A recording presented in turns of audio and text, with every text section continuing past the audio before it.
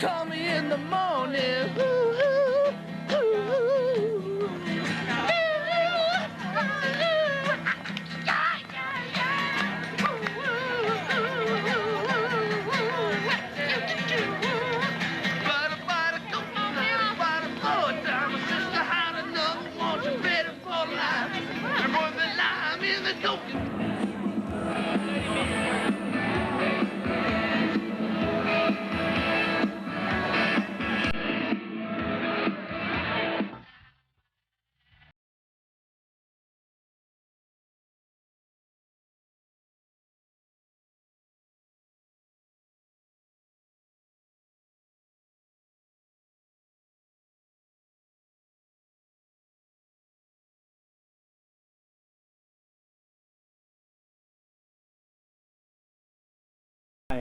The gal that does my taxes, her son is into this micro brew. Micro beer, yeah. Yeah. He goes all over and sets up places. Yeah. Yeah, that's big money. He makes big money at that. Yeah. Well, thanks for visiting here on your back here in the old backwoods porch with LC. Here in the Rocky Mountains. Not going to tell you where we are. People making moonshine, I bet. Yeah, Tennessee Moonshiner, right here on Jan Scott Tonight. Like you've heard about, they go in the store and buy what they wanted and go on home or go to the movie or whatever. Now, what kind of people are you talking about now? Colored people. Colored people. Yeah. So talk about the racism. There's no racism around there. Now, that's unusual for the South, isn't it? Or yeah. Was it mostly because it was the Tennessee Hills, a different culture? I don't know, really, but I guess it's the attitude of people, you know. And my dad loves to go in the summertime and go and get a load of beans and roasting ears and all kinds of garden produce. And he'd go over to Johnson City and peddle it out from house to house. He loved to do that. He'd go down the street and holler what all he had for sale. And people just loved to come out and buy off of him, and he loved to do that. This was your dad? My dad, yeah. I can see him now going down the street and hollering about what all he had. What does he sell? Well, corn, beans, potatoes, everything. Everything you need come out of the garden. No, he used to go do that all the time. He really loved that. Did he have a truck or anything, or a car, or wagon? An old car. He sold out of his old car, yeah. And me and his brother and my uncle, he always had a truck, so I went with him one Saturday over there, and we was making all the rounds. And the last place we went was the colored guy, and I named him Bigfoot.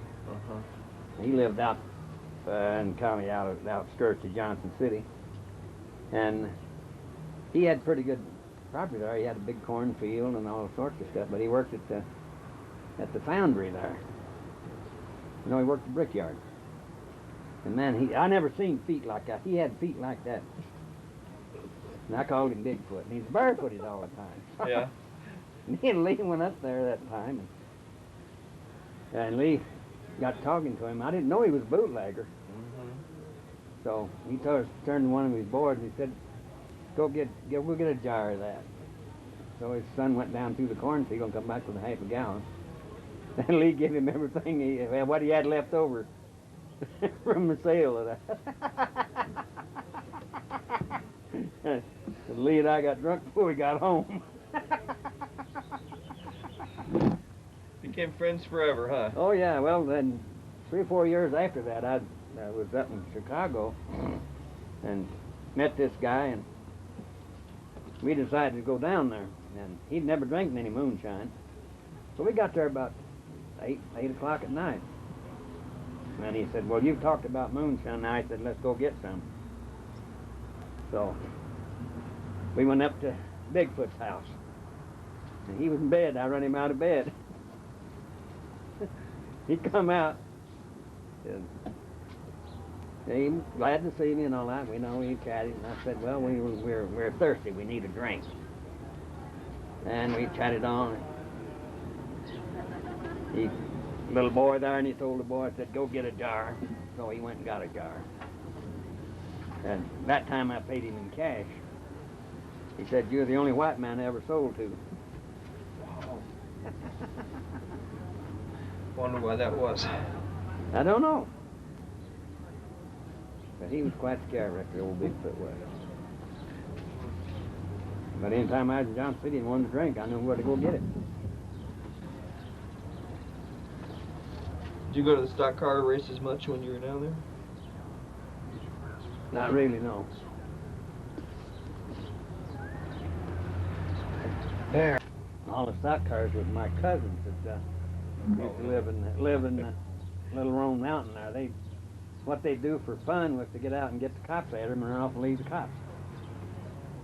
They'd chase them all over the place. They love to do that. Every Sunday evening you'd be in Roan Mountain, you'd see a race. And one of them was going with a girl just right up across the state line into North Carolina.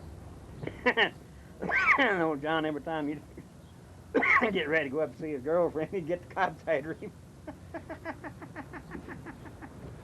Did they think it was pretty much fun, the cops, or not? Well, they didn't like it, but there's nothing they could do about it, you know. Well, now you couldn't do that, because all I could do is get on the phone, call ahead, and they'd get you, you know. Yeah. They didn't have that down there then. Yeah. They had a better sense of humor, did they, or no? Yeah. If you want to see a good true picture, see Thunder Road with Robert Mitchell. Oh, yeah. I'm going to get that one day, and you guys come over and look at it. I know where I can buy. I rent it. Is that right? I rented it a year or so ago. Thunder Road. What's Thunder Road about? Thunder Road is bootlegging. Bootlegging. Oh, down south, huh? Yeah. Right down where I was raised. What about the Dukes of Hazzard? Now that's all phony. That's stupid, huh? That's TV phony. That's not the real thing. Boss Hog. That's not the real thing.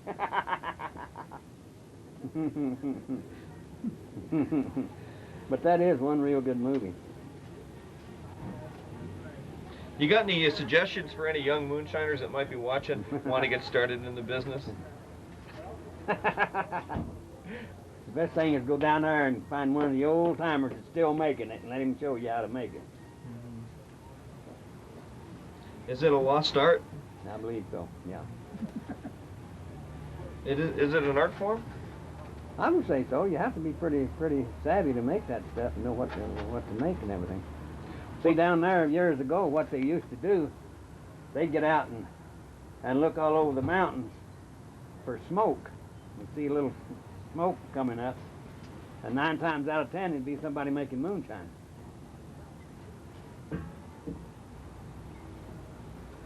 And well, tell us the right way to make it. Now, let's say we were going to make it here this afternoon. What are some of the things that we should do that that you would do that? Well, get you a 50-gallon barrel and 200 pound of cornmeal. Dump it in there with about 50 pounds of sugar. Cap it off and let it work itself off. For how long? Keep it where it's warm. 14 days or so. You keep the on tight. Keep the top on tight. No. It'll blow up on you, huh? Yeah. You got to keep it where it's warm. Mm-hmm. And where nobody can smell it, because when it gets about ripe, you can smell it all over the place. What's it smell like? Beer. Oh. Then what do you do? Then you got to have your still, you got to have your cooker and your worm and sump keg and all this equipment. Then you start cooking it off and running it off. Is it dangerous? It could blow up on you, No. could Not really. Got to have a hot fire and get it cooking and steaming and go into town, and boy, you got it. Cooking and steaming and going to town. You!